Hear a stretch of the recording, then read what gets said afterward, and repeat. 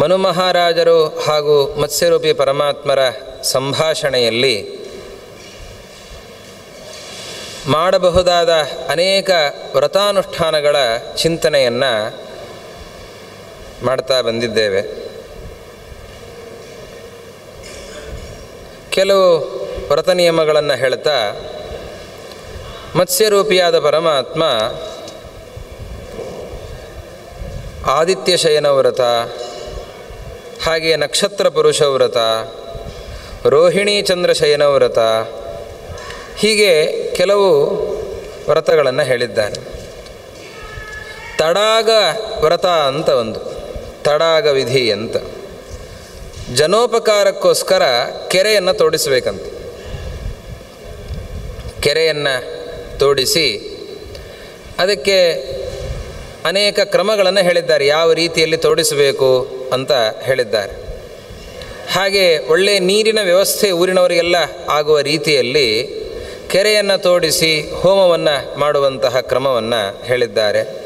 ಅಲ್ಲಿ ನೀಡಬೇಕಾದ ದಾನ ದಕ್ಷಿಣೆಗಳನ್ನು ತಿಳಿಸಿದ್ದಾರೆ. ಹಾಗೆ ವೃಕ್ಷೋತ್ಸವ ಅಂತ, ಮರಗಳನ್ನು ನೆಟ್ಟು ಬೆಳೆಸಿ ಅವುಗಳನ್ನು ಊರಿನಲ್ಲಿ ಅಲ್ಲಲ್ಲಿ ಊರುಗಳಲ್ಲಿ ಮರಗಳನ್ನು ಬೆಳೆಸುವಂತಹ ಒಂದು ಕ್ರಮ.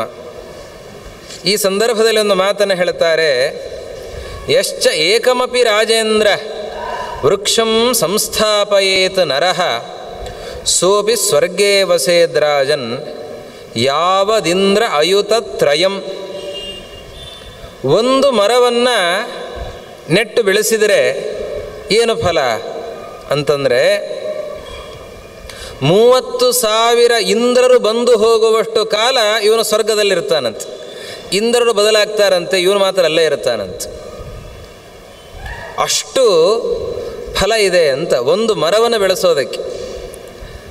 ಉದ್ಯಾನವನವನ್ನು ಮಾಡಿದರೆ ಅನೇಕ ರೀತಿಯ ವೃಕ್ಷಗಳನ್ನು, ಹೂವು ಹಣ್ಣುಗಳನ್ನು ನೀಡುವಂತಹ ಮರಗಳನ್ನು ನೆಟ್ಟು ಬೆಳೆಸಿದರೆ, ಊರಿನವರಿಗೆಲ್ಲ ಉಪಕಾರ ಆಗುವಂತಹ ಮರಗಳನ್ನು ಬೆಳೆಸಿದರೆ ಸಾಕಷ್ಟು ಫಲ ಇದೆ ಅಂತ ಮತ್ಸ್ಯರೂಪಿಯಾದ ಪರಮಾತ್ಮನೇ ತಿಳಿಸ್ತಾ ಇದ್ದಾನೆ. ಹೀಗೆ ಲೋಕೋಪಕಾರಿಯಾದ ಕರ್ಮಗಳನ್ನು ಮಾಡಬೇಕು. ನೀರಿನ ವ್ಯವಸ್ಥೆ, ಮರಗಳನ್ನು ನೆಡುವಂತಹ ಕಾರ್ಯ, ಅದನ್ನೆಲ್ಲವನ್ನು ಕೂಡ ತಿಳಿಸ್ತಾ ಇದ್ದಾನೆ. ಹೀಗೆ ಅನೇಕ ವ್ರತಗಳನ್ನು ಹೇಳ್ತಾ ಅಗಸ್ತ್ಯ ವ್ರತ ಅಂತ, ಅಗಸ್ತ್ಯ ಪೂಜೆ ಅಂತ ಒಂದು ಪೂಜೆಯನ್ನು ಹೇಳ್ತಾ ಇದ್ದಾನೆ. ಇದು ಸ್ವರ್ಗ, ಮಾತೆತ್ತಿದ್ರೆ ಸ್ವರ್ಗಲೋಕ ಅಂತ ಹೇಳ್ತೀರ. ಸ್ವರ್ಗಲೋಕಕ್ಕಿಂತಲೂ ಮೇಲಿನ ಲೋಕಗಳಿವೆ ಅಲ್ವಾ? ಮಹೋಲೋಕ, ಜನೋಲೋಕ, ತಪೋಲೋಕ, ಹಾಗೆ ಮೇಲಿನ ಲೋಕಗಳೆಲ್ಲ ಇವೆ. ಆ ಲೋಕಗಳಿಗೂ ಹೋಗಬೇಕು ಅಂತ ಆಸೆ ಇದೆ. ಅದಕ್ಕೇನು ಮಾಡಬೇಕು ಅಂತ ಕೇಳಿದಾಗ ಅದಕ್ಕೆ ಅಗಸ್ತ್ಯ ಪೂಜೆಯನ್ನು ಮಾಡಬೇಕು ಅಂತ ಮತ್ಸ್ಯರೂಪಿ ಪರಮಾತ್ಮ ಹೇಳ್ತಾ ಇದ್ದಾನೆ. ಯಾರು ಅಗಸ್ತ್ಯರು ಅಂತಂದರೆ ಮೈತ್ರಾವರುಣಿ ಅಂತ ಅವರನ್ನು ಕರೀತಾ ಇದ್ದಾರೆ. ಮಿತ್ರ ಹಾಗೆ ವರುಣ ಇಬ್ಬರಿಂದ ಹುಟ್ಟಿದಂತಹ ವ್ಯಕ್ತಿ ಅಗಸ್ತ್ಯರು ಹಾಗೂ ವಸಿಷ್ಠ ಋಷಿಗಳು.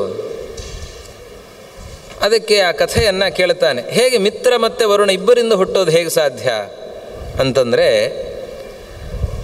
ಯಮಧರ್ಮರಾಜರಿಗೆ 4 ಜನ ಮಕ್ಕಳು, ಹರಿ, ಕೃಷ್ಣ, ನರ ಮತ್ತು ನಾರಾಯಣ ಅಂತ 4 ಜನ. ಅದರಲ್ಲಿ ನರ ಭಗವಂತನ ಅವತಾರ ಅಲ್ಲ, ಶೇಷದೇವರ ಅವತಾರ, ಭಗವಂತನ ಸನ್ನಿಧಾನ. ಇನ್ನು 3 ಜನರು ಕೂಡ ಪರಮಾತ್ಮನ ಅವತಾರರೇ ಆಗಿದ್ದಾರೆ, ಹರಿ, ಕೃಷ್ಣ ಮತ್ತು ನಾರಾಯಣ. ನಾರಾಯಣ ಅನ್ನೋದು ತಾಪಸ ರೂಪ. ನಾರಾಯಣ ಅಂತನ್ನುವಾಗ 4 ಕೈಗಳು, ಚಕ್ರ, ಶಂಖ, ಗದಾ, ಪದ್ಮಗಳನ್ನು ಹಿಡಿದುಕೊಂಡು ಕ್ಷೀರ ಸಮುದ್ರದ ಮಧ್ಯದಲ್ಲಿರುವಂತಹ ರೂಪ ನಮ್ಮ ತಲೆಗೆ ಬರುತ್ತೆ. ಅದಲ್ಲದೇನೆ ಪರಮಾತ್ಮನ ಒಂದು ಅವತಾರ ರೂಪ ನಾರಾಯಣ ಅಂತನ್ನುವ ರೂಪ ಇದೆ. ಇದು ತಾಪಸ ರೂಪ, ತಪಸ್ಸನ್ನು ಮಾಡ್ತಾ ಇರುವಂತಹ ರೂಪ. ಇವತ್ತು ಬದರಿಗೆ ಹೋದರೆ ಅಲ್ಲಿ ತೋರಿಸ್ತಾರೆ, ನರಪರ್ವತ, ನಾರಾಯಣ ಪರ್ವತ ಅಂತ ತೋರಿಸ್ತಾರೆ. ನರಪರ್ವತದಲ್ಲಿ ನರ ತಪಸ್ಸು ಮಾಡಿತ್ತು, ನಾರಾಯಣ ಪರ್ವತದಲ್ಲಿ ನಾರಾಯಣ ತಪಸ್ಸನ್ನು ಮಾಡಿತ್ತು. ಅದಕ್ಕೆ ಅದು ನಾರಾಯಣ ಪರ್ವತ ಅಂತ ಕರೀತಾ ಇದ್ದಾರೆ. ನಾರುಮಡಿಯನ್ನು ಉಟ್ಟು ಜಟಾವಲ್ಕಲಧಾರಿಯಾಗಿ ನಾರಾಯಣ ತಪಸ್ಸನ್ನು ಮಾಡ್ತಾನೆ. ಕೈಯಲ್ಲಿ ಜಪಮಾಲೆಯನ್ನು ಹಿಡಿದು ತಪಸ್ಸನ್ನು ಮಾಡ್ತಾ ಇದ್ದಾನೆ. ತಪಸ್ಸನ್ನು ಭಂಗಗೊಳಿಸಬೇಕು ಅಂತ ಅನೇಕ ಅಪ್ಸರಾ ಸ್ತ್ರೀಯರು ಬಂದಿದ್ದಾರೆ. ಮನ್ಮಥ ಬಂದಿದ್ದಾನೆ, ವಸಂತ ಮಾಸ ಬಂದಿದೆ, ನಾರಾಯಣನ ತಪಸ್ಸನ್ನು ಭಂಗಗೊಳಿಸಬೇಕು ಅಂತ ಪ್ರಯತ್ನ ನಡೀತಾ ಇದೆ. ಅವರು ನರ್ತಕಿಯರು ನರ್ತನ ಮಾಡಿ ಆಯಾಸಗೊಂಡಿದ್ದಾರೆ, ಗಂಧರ್ವರು ಗಾನ ಮಾಡಿ ಆಯಾಸಗೊಂಡಿದ್ದಾರೆ. ನಾರಾಯಣ ತಪಸ್ಸಿನಿಂದ ವಿಚಲಿತ ಆಗಲಿಲ್ಲ. ಕೊನೆಗೆ ಅವರನ್ನು ನೋಡಿ ನಾರಾಯಣನಿಗೆ ಬೇಸರ ಆಯ್ತಂತೆ. ಇಷ್ಟೆಲ್ಲ ಪಾಪ ನೀವು ಶ್ರಮಪಟ್ಟಿದ್ದೀರಾ, ಬಹಳ ಆಯಾಸ ಆಗಿದೆ ನಿಮಗೆ, ಆದರೆ ನಿಮಗೆ ಫಲವೂ ಸಿಗಲಿಲ್ಲ. ನನ್ನ ಮನಸ್ಸನ್ನು ವ್ಯಗ್ರಗೊಳಿಸಬೇಕು ಅಂತ ಪ್ರಯತ್ನ ಪಟ್ಟರೆ ಅದು ಸಾಧ್ಯ ಆಗಲಿಲ್ಲ. ನೀವು ಇಷ್ಟು ನರ್ತನ ಮಾಡಿದ್ದಕ್ಕೆ ನಿಮಗೊಂದು ಉಡುಗೊರೆ ಕೊಡ್ತೇನೆ, ತಗೊಂಡು ಹೋಗಿ ಅಂತ ಹೇಳಿ ನಾರಾಯಣ ಆವಾಗ ತನ್ನ ತೊಡೆಯಿಂದ ಉರ್ವಶಿಯ ಸೃಷ್ಟಿಯನ್ನು ಮಾಡ್ತಾ ಇದ್ದಾನೆ. ಪರಮಾತ್ಮನ ಊರು ತೊಡೆಯಿಂದ ಹುಟ್ಟಿದವಳಾದ್ದರಿಂದ ಅವಳನ್ನು ಉರ್ವಶಿ ಅಂತ ಕರೀತಾ ಇದ್ದಾರೆ. ಅವಳನ್ನು ಇಂದ್ರದೇವರಿಗೆ ಉಡುಗೊರೆಯಾಗಿ ನಾರಾಯಣ ಕೊಟ್ಟು ಕಳಿಸಿದ್ದಾನೆ. ಆ ಉರ್ವಶಿಯನ್ನು ಮಿತ್ರ ಮತ್ತು ವರುಣ ಇಬ್ಬರೂ ಕೂಡ ನೋಡಿದ್ದಾರಂತೆ. ನೋಡಿ ಅವರು ಅಪೇಕ್ಷೆಯನ್ನು ಪಟ್ಟಿದ್ದಾರೆ. ಆವಾಗ ಅವರಿಬ್ಬರಲ್ಲಿ ಆ ಕಾಲದ ವ್ಯತ್ಯಯದಿಂದ ಒಂದು ಕುಂಭದಲ್ಲಿ ಅವರ ಸತ್ವದಿಂದ ಇಬ್ಬರು ಹುಟ್ಟುತ್ತಾ ಇದ್ದಾರೆ, ವಸಿಷ್ಠ ಋಷಿಗಳು ಮತ್ತು ಅಗಸ್ತ್ಯ ಋಷಿಗಳು. ವಸಿಷ್ಠ ಋಷಿಗಳು ಮೊದಲು ಬ್ರಹ್ಮದೇವರಿಂದಲೇ ಹುಟ್ಟಿದವರು, ಅವರ ಮನಸ್ಸಿನಿಂದಲೇ ಹುಟ್ಟಿದ್ದಾರೆ. ಬ್ರಹ್ಮದೇವರ ಮನಸ್ಸಿನಿಂದಲೇ ವಸಿಷ್ಠ ಋಷಿಗಳು ಹುಟ್ಟಿದ್ದಾರೆ. ನಿಮಿ ಅಂತನೊಬ್ಬ ರಾಜ, ಆ ರಾಜ ಅವನಿಗೂ ಹಾಗೂ ವಸಿಷ್ಠ ಋಷಿಗಳಿಗೂ ಒಂದು ಕಲಹ ಆಗಿದೆ, ಅವರಿಬ್ಬರಲ್ಲಿ ಒಂದು ಜಗಳ ಆಗಿದೆ. ನಿಮಿರಾಜನಿಗೂ ವಸಿಷ್ಠ ಋಷಿಗಳಿಗೂ. ನಿಮಿರಾಜ ಯಾಗಕ್ಕೋಸ್ಕರ ಅಂತ ಕರೀತಾ ಇದ್ದಾನೆ. ವಸಿಷ್ಠ ಋಷಿಗಳು ದೇವಲೋಕದಲ್ಲಿ ಒಂದು ಒಪ್ಪಿಕೊಂಡಿದ್ದೇನೆ, ಅದನ್ನು ಮುಗಿಸ್ಕೊಂಬಂದು ಮಾಡ್ತೇನೆ ಅಂತ ಹೇಳಿದ್ದಾರೆ. ನಿಮಿರಾಜ ಇನ್ನೊಬ್ಬ ಪುರೋಹಿತರನ್ನು ಇಟ್ಕೊಂಡು ಮಾಡ್ತಾ ಇದ್ದಾನೆ. ವಸಿಷ್ಠ ಋಷಿಗಳು ಹೇಳಿದರು, ನನ್ನನ್ನು ನೀನು ಹೇಳಿ ಮೊದಲು ಪುರೋಹಿತರಾಗಿ ಬರಬೇಕು ಅಂತ ಹೇಳಿ ಇನ್ನೊಬ್ಬ ಪುರೋಹಿತರನ್ನ ಇಟ್ಕೊಂಡು ಯಾಗವನ್ನು ಮಾಡಿದ್ದೀಯಲ್ಲ ಅಂತ. ಅದಕ್ಕೆ ನಿಮಿರಾಜ, ಹೌದು ನೀವು ಬರಲಿಲ್ಲ, ಅದಕ್ಕೋಸ್ಕರ ಇನ್ನೊಬ್ಬರನ್ನು ಇಟ್ಟುಕೊಂಡೆ ಅಂತ ಹೇಳ್ತಾನೆ. ಒಬ್ಬ ಪುರೋಹಿತನನ್ನು ಸ್ವೀಕಾರ ಮಾಡಿ ಅವನನ್ನು ತಿರಸ್ಕಾರ ಮಾಡಿ ಇನ್ನೊಬ್ಬರನ್ನು ಸ್ವೀಕಾರ ಮಾಡಿದ್ದಕ್ಕೆ ನಿನಗೆ ಶಾಪವನ್ನು ಕೊಡ್ತಾ ಇದ್ದೇನೆ, ನೀನು ನಿನ್ನ ಶರೀರ ಬೀಳಲಿ ಅಂತ ಹೇಳ್ತಾರೆ. ನೀನು ವಿದೇಹನಾಗು, ನಿನಗೆ ಶರೀರ ಇಲ್ಲ ಅಂತಾಗಲಿ ಅಂತ. ನಿಮಿರಾಜ ಅಂತ ನಾನೇನು ಅಪರಾಧ ಮಾಡಿಲ್ಲ, ಸುಮ್ಮನೆ ನನಗೆ ಶಾಪ ಕೊಡ್ತಾ ಇದ್ದೀರಾ, ನಿಮ್ಮ ಶರೀರ ಪಾತ ಆಗಲಿ ಅಂತ ಅವನು ಶಾಪವನ್ನು ಕೊಡ್ತಾ ಇದ್ದಾನೆ. ಇಬ್ಬರು ಬ್ರಹ್ಮದೇವರ ಹತ್ರ ಹೋಗ್ತಾರೆ. ಪರಸ್ಪರ ಶಾಪಗಳಾಗಿವೆ, ಹೀಗೆ ಆಗಿದೆ ಅಂತ ಹೇಳ್ತಾರೆ. ಬ್ರಹ್ಮದೇವರಂತಾರೆ, ನಿಮಗೆ ನೀನು ಎಲ್ಲರ ಕಣ್ಣಿನ ರೆಪ್ಪೆಯಲ್ಲೇ ಇರು, ನಿನಗೆ ಶರೀರ ಇಲ್ಲ ತಾನೆ, ನೀನು ಕಣ್ಣಿನ ರೆಪ್ಪೆಯಲ್ಲಿ ಇರು ಅಂತ. ಮನುಷ್ಯರ ಕಣ್ಣಿನ ರೆಪ್ಪೆಯಲ್ಲಿ ನೀನು ಇರಬೇಕು ಅಂತ ನಿಮಗೆ ಬ್ರಹ್ಮದೇವರು ಹೇಳಿದ್ದಾರೆ. ನಮ್ಮೆಲ್ಲರ ಕಣ್ಣಿನಲ್ಲಿ ನಿಮಿ ಇರುತ್ತಾನೆ. ಕಣ್ಣು ರೆಪ್ಪೆನ ಮಿಟುಕಿಸೋದು ಅದರಿಂದ. ಕಣ್ಣು ರೆಪ್ಪೆಯನ್ನು ನಾವು ಮಿಟುಕಿಸ್ತೇವೆ, ಯಾಕೆ? ಅಲ್ಲಿ ನಿಮಿ ಇದ್ದಾನೆ. ಆದ್ದರಿಂದಲೇ ನಿಮೇಷ ಅಥವಾ ನಿಮಿಷ ಅನ್ನುವ ಶಬ್ದ ಬಂದದ್ದು, ನಿಮಿಯಿಂದಾಗಿ. ಕಣ್ಣು ರೆಪ್ಪೆ ನಿಮಿಷ ಅಂತಂದರೆ ಕಣ್ಣು ರೆಪ್ಪೆಯನ್ನು ಮಿಟುಕಿಸುವ ಕಾಲವನ್ನು ನಿಮಿಷ ಅಂತ ಕರೀತಾರೆ. ಕನ್ನಡದಲ್ಲಿ ಅಥವಾ ಇವತ್ತು ಆಂಗ್ಲ ಭಾಷೆಯಲ್ಲಿ ಮಿನಟ್ ಅಂತೇನು ನಾವು ಕರಿತಾ ಇದ್ದೇವೆ, ಇದು 60 ಕ್ಷಣಗಳು. ಆದರೆ ಸಂಸ್ಕೃತದಲ್ಲಿ ನಿಮಿಷ ಅಂತಂದರೆ ಕಣ್ಣು ರೆಪ್ಪೆ ಮಿಟುಕಿಸುವ ಕಾಲವನ್ನೇ ನಿಮಿಷ ಅಂತ ಕರೀತಾ ಇದ್ದಾರೆ. ಅಷ್ಟು ಸೂಕ್ಷ್ಮ ಕಾಲ ನಿಮಿಷ. ಈ ಆಂಗ್ಲ ಸಂಸ್ಕಾರದಿಂದ ನಾವು 60 ಕ್ಷಣಗಳ ಒಂದು ಅವಧಿಯನ್ನು ನಿಮಿಷ ಅಂತ ಕರೀತಾ ಇದ್ದೇವೆ. ಸಂಸ್ಕೃತದಲ್ಲಿ ಹಾಗಲ್ಲ, ಕಣ್ಣು ರೆಪ್ಪೆ ಮಿಟುಕಿಸುವ ಕಾಲ ಅದು ನಿಮಿಷ. ಈ ವಸಿಷ್ಠ ಋಷಿಗಳು ಅವರಿಗೆ ಬ್ರಹ್ಮದೇವರು ಹೇಳ್ತಾ ಇದ್ದಾರೆ, ನೀನು ಮಡಿಕೆಯಿಂದ ಹುಟ್ಟು ಅಂತ. ಆ ವಸಿಷ್ಠ ಋಷಿಗಳು ಈ ಮಿತ್ರ ಮತ್ತು ವರುಣರಿಂದ ಹುಟ್ಟಿದ್ದಾರೆ. ಹೀಗಾಗಿ ಕುಂಭ ಸಂಭವ ಅಂತ ಕರೀತಾರೆ, ಮೈತ್ರಾವರುಣಿ ಅಂತ ಕರೀತಾರೆ.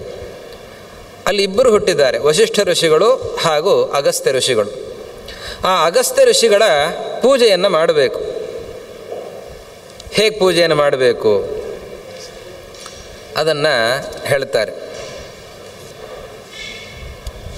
7 ದಿವಸಗಳ ವಿಶೇಷವಾದಂತಹ ಪೂಜೆ ಆಗಲಿಕ್ಕಿದೆ.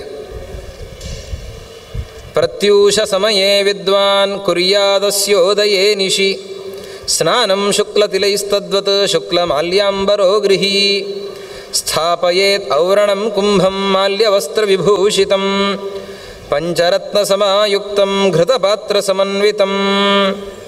ಬೆಳಗಿನ ಜಾವದಲ್ಲಿ ಬಿಳಿ ಎಳ್ಳನ್ನು ಬಳಸಿಕೊಂಡು ಅದನ್ನು ಲೇಪನ ಮಾಡಿಕೊಂಡು ಅದರಿಂದ ಸ್ನಾನವನ್ನು ಮಾಡಿ ಬಿಳಿ ವಸ್ತ್ರವನ್ನು ಧಾರಣೆ ಮಾಡಿಕೊಂಡು ಒಂದು ಕಲಶವನ್ನು ಇಟ್ಟು ಆ ಕಲಶದಲ್ಲಿ ಪಂಚರತ್ನಗಳನ್ನು ಹಾಕಿ ಅಕ್ಕಿಯನ್ನು ಹಾಕಿ ತುಂಬಿಸಿ ಅದಕ್ಕೆ ಪುಷ್ಪ ವಸ್ತ್ರ ಅದರಿಂದ ಅಲಂಕಾರ ಮಾಡಿ ಅಲ್ಲಿ ಅಗಸ್ತ್ಯರ ಪ್ರತಿಮೆಯನ್ನು ಮಾಡಿ ಪೂಜೆಯನ್ನು ಮಾಡಬೇಕು.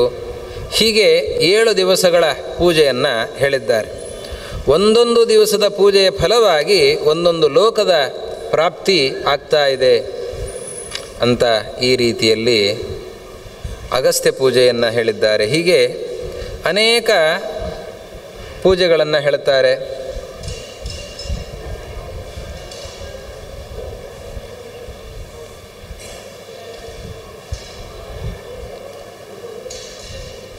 ನಂತರದಲ್ಲಿ ಈ ಅನೇಕ ವ್ರತಗಳನ್ನು ನಿರೂಪಣೆ ಮಾಡ್ತಾ ಧರ್ಮರಾಜರ ಹಾಗೆ ಮಾರ್ಕಂಡೇಯರ ಸಂವಾದದ ನಿರೂಪಣೆಯನ್ನು ಮಾಡ್ತಾ ಇದ್ದಾರೆ. ಧರ್ಮರಾಜನಿಗೆ ಯುದ್ಧವನ್ನು ಮಾಡಿ ಎಲ್ಲರನ್ನ ಸಂಹಾರ ಮಾಡಿದ್ದೇನೆ, ನನ್ನಿಂದಾಗಿ ಎಲ್ಲರೂ ಕೂಡ ಹತರಾಗಿದ್ದಾರೆ, ಆದ್ದರಿಂದ ಇಷ್ಟು ಜನರ ಸಾವಿಗೆ ನಾನು ಕಾರಣನಾಗಿದ್ದೇನೆ ಅಂತನ್ನುವ ಆತಂಕ.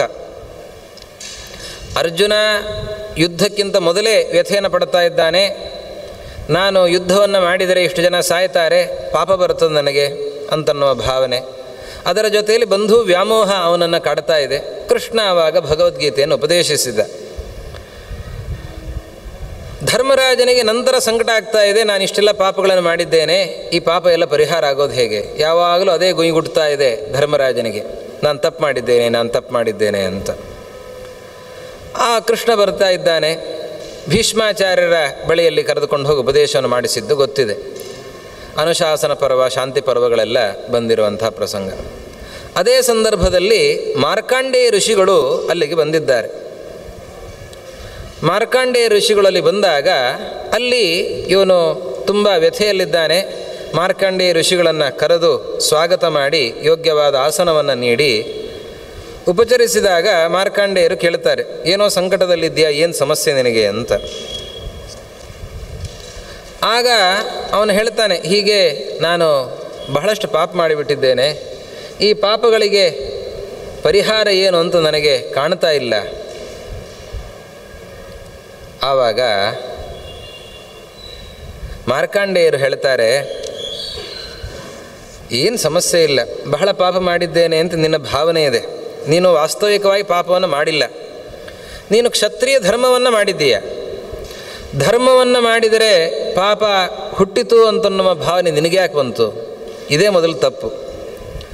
ಈ ಪಾಪ ಪರಿಹಾರಕ್ಕೋಸ್ಕರ ಪಾಪ ಮಾಡಿದ್ದೇನೆ ಅಂತನ್ನೋ ಪ್ರಜ್ಞೆ ಇದೆಯಲ್ಲ ನಿನಗೆ, ಅದನ್ನು ಪರಿಹಾರ ಮಾಡಿಕೊಳ್ಬೇಕು. ಪಾಪ ಪರಿಹಾರವೂ ಆಗತ್ತೆ, ಪಾಪದ ಭಾವನೆಯಿಂದ ಉಂಟಾದಂತಹ ಪಾಪ ಅದೆಲ್ಲ ನಿವೃತ್ತಿ ಆಗಬೇಕಾಗಿದೆ. ಅದಕ್ಕೋಸ್ಕರ ನೀನು ಪ್ರಯಾಗದಲ್ಲಿ ಸ್ನಾನವನ್ನು ಮಾಡಬೇಕು ಅಂತ ಹೇಳ್ತಾರೆ. ಈ ಸಂದರ್ಭದಲ್ಲಿ ವಿಸ್ತೃತವಾಗಿ ಆ ಪ್ರಯಾಗದ ಮಹಿಮೆಯನ್ನು ನಿರೂಪಿಸ್ತಾ ಇದ್ದಾರೆ ಮಾರ್ಕಂಡೇಯರು. ಬಹಳ ಸುಂದರವಾಗಿ ಅದರ ಮಹಿಮೆಯನ್ನು ಹೇಳ್ತಾ ಇದ್ದಾರೆ.